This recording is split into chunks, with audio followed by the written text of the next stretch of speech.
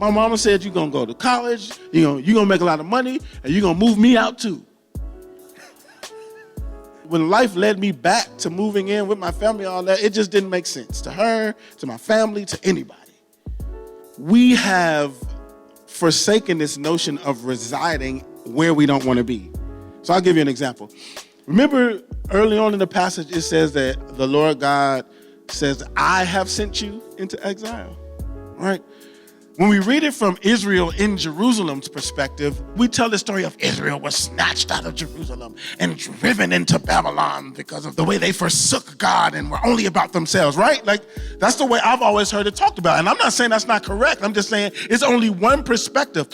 What about the children who weren't a part of, like, they didn't know their parents were doing the opposite of what, but they also were taken into exile. Babylon is all they know.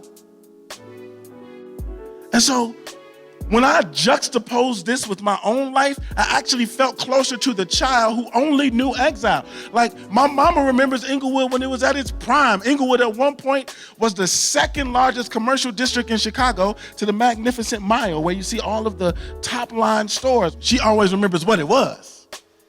And I'm like, this is just what it is. Based off of her stories and the stories of the news and the stories of other adults in the community and the stories of people that live outside of my neighborhood, I had the mind that, oh, Jerusalem got to be better than this. Like, Babylon is horrible, right? This is terrible. Like, this is all I know, but this is bad. And if God sent me here, what did I ever do to God?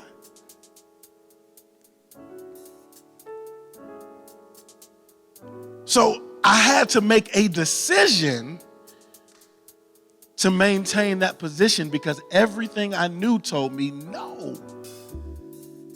There's an easier way, like, I don't really have to do it this way. I don't have to align myself this close to that or them. There's got to be another way, and God's going, no. Don't forsake the position that I'm putting you in. A position that some people won't understand, but you are called to. That literally, I was sent to be there. And watch this, like, other translations actually said, I carried you into exile. Like, I placed you there. I picked you up and dropped you in exile. You know, it's like, oh, God, really, God? I love you. Here's exile. You know? And if God carried us there and you have this attitude about exile as a place to escape, never a place to invest, never a place to reside, never a place to dwell or grow, then this can be really damaging to your psyche. Because not only does it breed disdain and hatred for your neighborhood, it breeds a disdain and hatred for anyone in that neighborhood.